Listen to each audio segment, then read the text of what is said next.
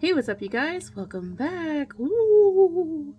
We're getting to the end of Ghoul Ready With Me season, and I'm kind of sad, but also kind of ready to get back to regular videos. You know what I mean? Like, we have 2 boxy rewinds to get through now. Like, just gotta get caught up. November is like catch up on videos month for me. That's where we're heading. Okay, let's get into this. I blocked my brows. I've got creepy contact lenses in, which I just did a look with these and I haven't taken them out yet, and like both of these have popped out, so hopefully that doesn't happen this time, because let me tell you, trying to get these back in without getting makeup on them, so hard, so freaking hard. All right, so yeah, you're gonna see me kind of wiggling around with the contacts. Just a warning, people who are not into people poking their eyeballs, you've been warned. Okay, let's get spooky. Ooh. Justin was a successful lawyer in Kansas City, Missouri. He, you know, was proud of it. He came from a very small but tight-knit family, and most of them were farmers in the like Iowa area, so he, you know, felt like he had branched out and done something for himself. His family was proud of him.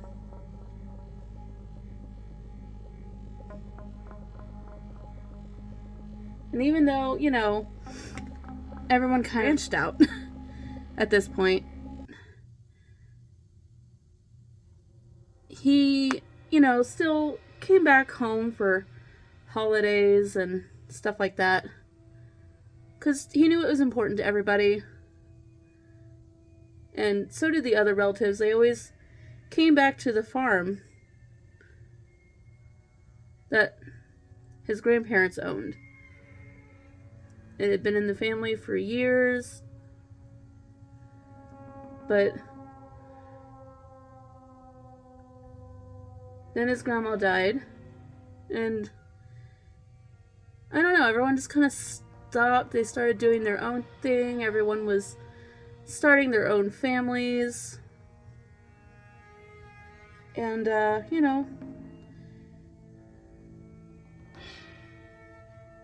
they would invite Grandpa to come to their house that year, and that's just kind of how things went for a while. And then, you know, he didn't like traveling so much, especially at his age, so him traveling to see the kids kind of slowed down, and visits got fewer and fewer and far between.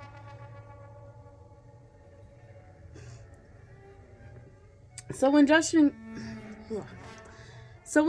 got the news that his grandpa had passed, he was very sad. He felt like, you know, he should have reached out to him more and spent more time with him when he could have, and, you know, just a little bit of guilt there, as did many other members of the family.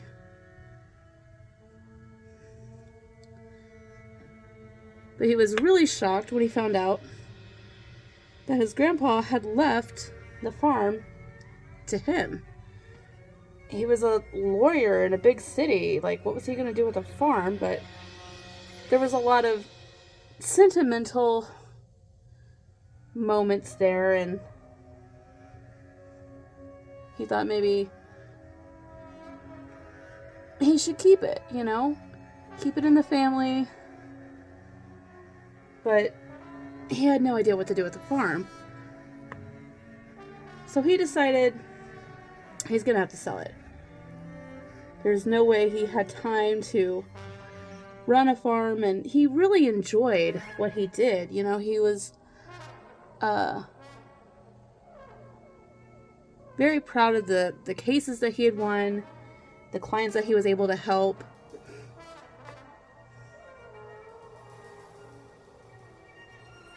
He wasn't one of those shady lawyers. He was actually a good one. Well, he finished out the cases that he had on his docket and, you know, headed up to Iowa.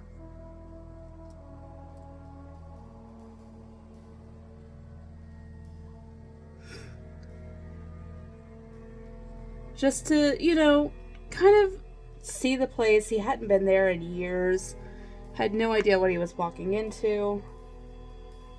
He wanted to just, you know, kind of assess what was going on. Had several conversations with the lawyer in charge of his grandfather's estate, just to make sure everything was, you know, done correctly and lined up right and all of that. And everything seemed to be in order. So he stopped and got the keys to the place, and then he headed to the farm just to, you know,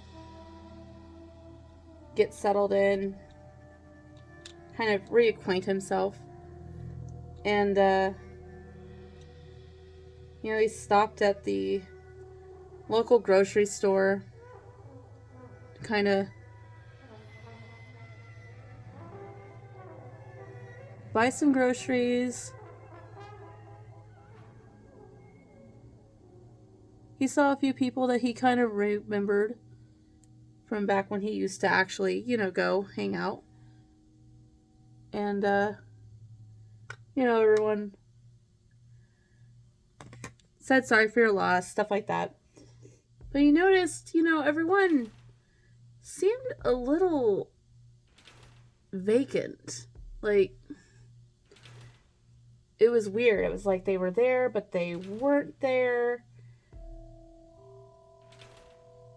He just wasn't sure what was going on.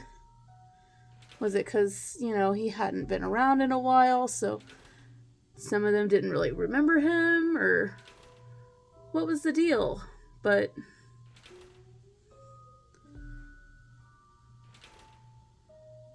whatever it was, he paid it no mind and kind of went along. Well, he decided to not think too much about it and just went to his grandfather's farm. Everything was exactly how he had remembered it when he was a child. There was even the old swing in the tree. It had probably been there for generations. He couldn't believe it. He had forgotten how out in the middle of nowhere it was. That feeling of complete and utter isolation. So he went inside and he, you know, immediately realized that, okay, these appliances haven't been updated since, like, the 1970s. There's a big expense right there. But as many acres as the farm came with, he still felt like it would be worth it. Even though it is going to be a little bit of an expense. He also noticed that there was, you know, some doors that needed to be replaced because the wood was just going bad, and, you know, just a few other quick fixes that were totally doable.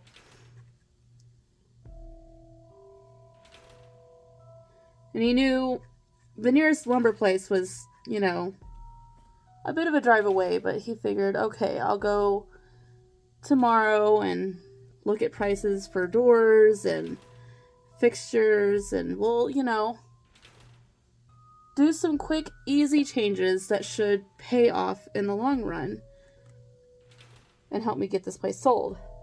And he made something really quick and simple to eat that night and went to bed because he knew he was going to have a big day tomorrow, trying to get all this stuff done as quickly as he could. Hopefully get started on a few easy repairs. He's not sure when he dozed off, but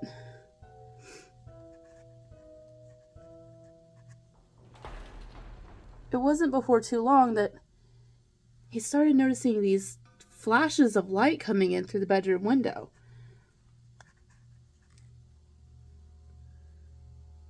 He looked out. It seemed to be coming from the barn. He hadn't gone out into the barn, so he had no idea what was in there. But he definitely didn't know what would be making lights flash like that. So he went out to get a look and see, you know, exactly what's going on. He couldn't see anything. It's like as soon as he stepped out the door, the lights stopped. Undaunted, he continued on to go check it out because, you know, maybe they just heard him opening the door or something. It's pretty squeaky and creaky.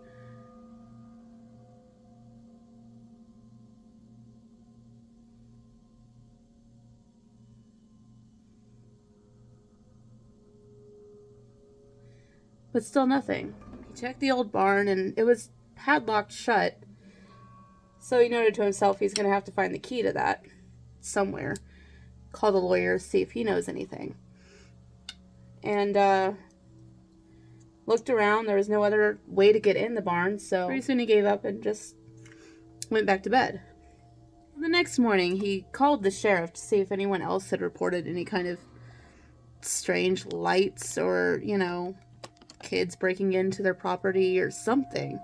There was definitely something going on, but he couldn't figure out what it was or where they went. There was no sign of anyone when he went out there. Well, the sheriff sounded really distant on the phone, and when he explained who he was and where he was and why he was calling,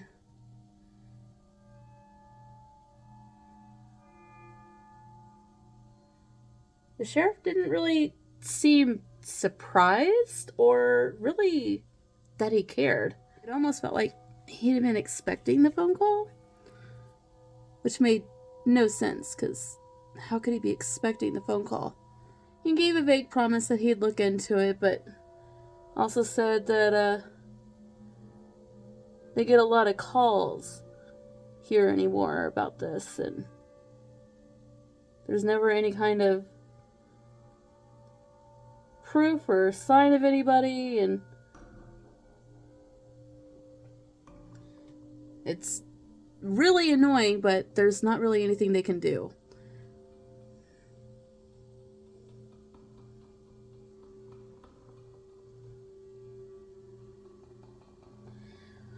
Well, that's not really what Justin wanted to hear, but, you know,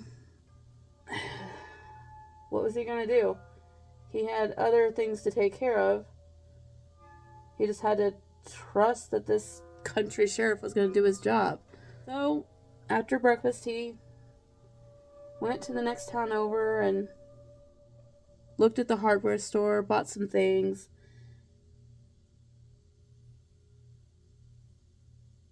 Came back into town, stopped at the lawyer's to see if the lawyer knew anything about the key to the barn.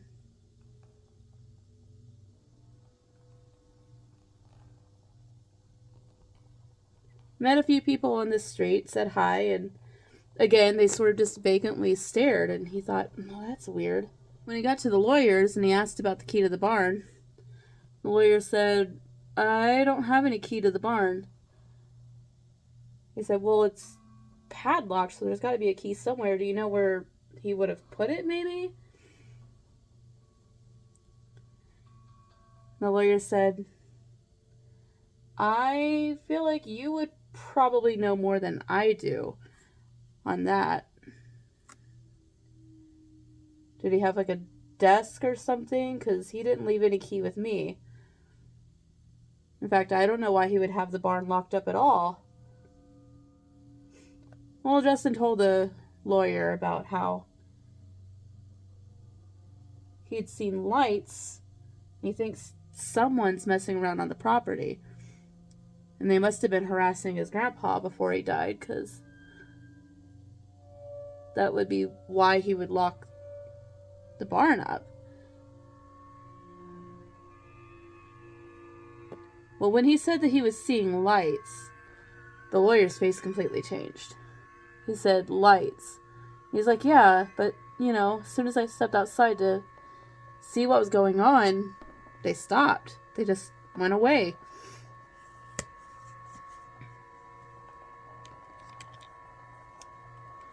Well, the lawyer looked him straight in the face and he said, promise me something right now. You won't get involved. If you're seeing lights, it's best to just close the curtains and go back to bed. Don't investigate the lights. Don't go outside at night. Especially if you hear weird noises. Just don't. Justin was confused. He said, what do you mean? Like, I'm miles from anything. What could possibly harm me? Just stay inside when you see the lights. Don't go out there. Don't investigate. You'll just get in their way. And they won't be happy. Well, that incensed Justin. Stay inside. Let someone else do whatever they want on my property. He started wondering if they had been harassing his grandfather, and that's why his grandfather died. Maybe, you know, they brought it on with whatever was going on here. He quickly became determined to not simply stay inside. He was going to go out, and he was going to investigate the next time he saw the lights, as quietly as he could. So hopefully they wouldn't hear him sneaking out.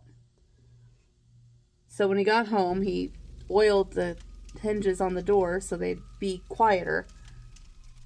He was determined he was going to catch him this time. That night, he goes to bed. Once again, he sees the lights. So he got his shoes on, crept outside, hoping that this time he could catch them. This time, the lights didn't go out when he went outside, but he could see they weren't coming from around the barn. They were coming from inside the barn. Well, he immediately called the sheriff. Again, the door was padlocked. There was no way that anyone could get in there. He didn't know how they got in, but somehow they had to have.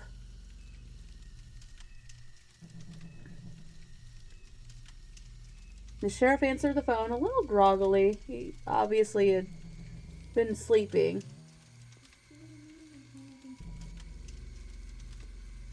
When he told him what was going on, the sheriff said, "Stay inside, don't go outside. Don't investigate the lights. Let them do whatever they're doing." And he said, "I don't think you understand. This is my property. They're on my property doing something in my barn that I don't even have a key to. I've got to find the key." Well, the sheriff just said, "I don't know what to tell you other than don't go outside. It's not safe for you to go outside."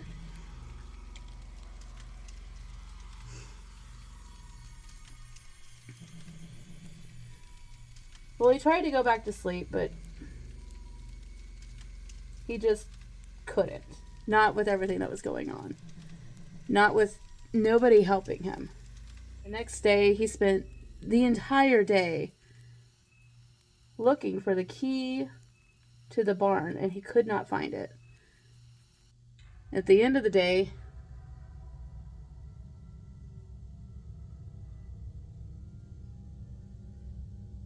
he drove as fast as he could to the neighboring town, went to the hardware store, bought some bolt cutters. He was going to get into that barn and see what in the world was going on here. Who was getting in the barn? What were they doing there?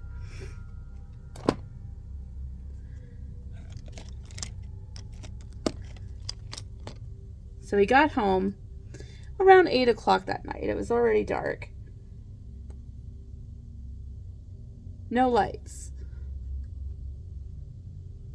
He went to the barn.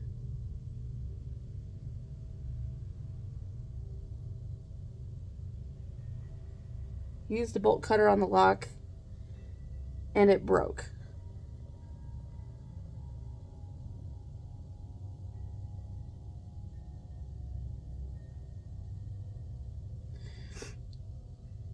He felt like that had to be impossible. How could this break so easily? Well, whether it felt impossible or not, facts were facts. Couldn't find the key, and what he thought was going to break into there broke.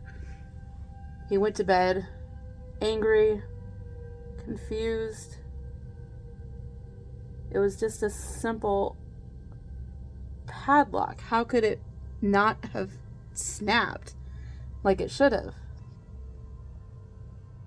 Well, that night, not only was there lights, but there was a deafening thumping noise coming from the barn.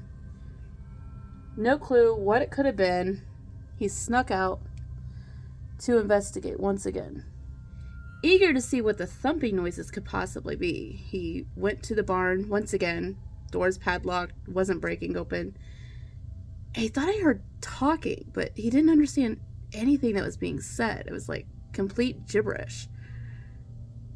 He tried peeking in the windows, but they were completely black, like they'd been covered by something from the inside. He turned around, and there was a strange figure standing there, just staring at him.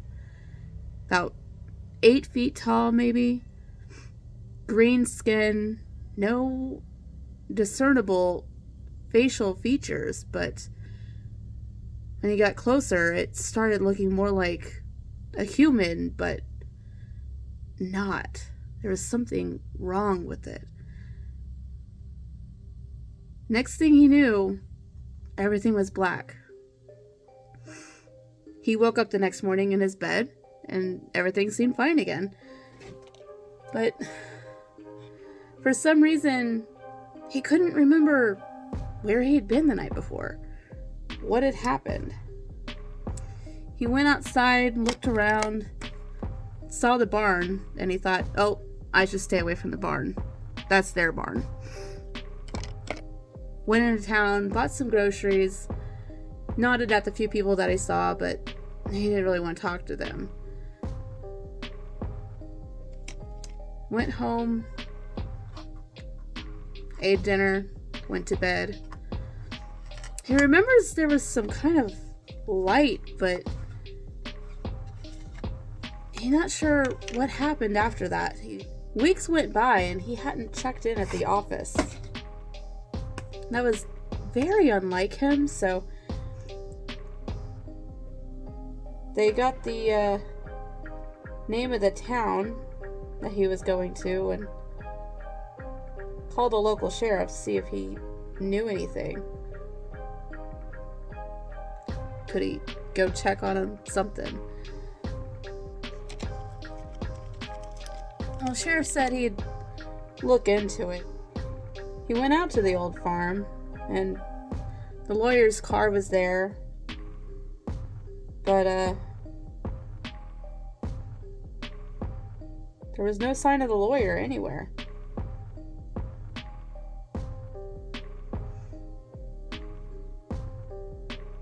The sheriff thought maybe I should file a missing person report, but some little voice in his head said, everything's fine, don't worry about it. And here's our finished look. Maybe don't go looking at strange lights in the night. You never know. Things may not be okay.